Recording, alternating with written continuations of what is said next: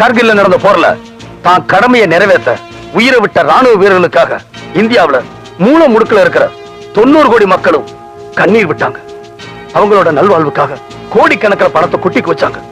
போலீஸ்காரன் செத்தானா ஒருத்தனாவது கண்ணீர் வெடிக்கிறானா? தெரியாம தான் கேட்கிறேன், கண்ணீர் வெடிக்கிறானா?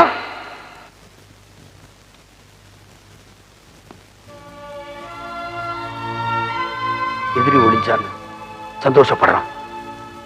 இந்த நிலைமை மாறணும். நமக்காகவும் கண்ணீர் வடிக்கணும். உங்கள் நண்பன் உங்கள் நண்பன் பேரளவுல இல்லாம செய்கையில காட்டணும். குற்றவாளி பிட்பாக்கெட் அடிக்கிறவன் இருந்தாலும், ஆர்கே சாமி மாதிரி பெரிய பிசினஸ் மேனா இருந்தாலும் சட்டப்படி நடவடிக்கை எடுக்கணும். அப்பதான் இந்த மக்கள் மத்தியில நமக்கு மரியாதை கிடைக்கும்.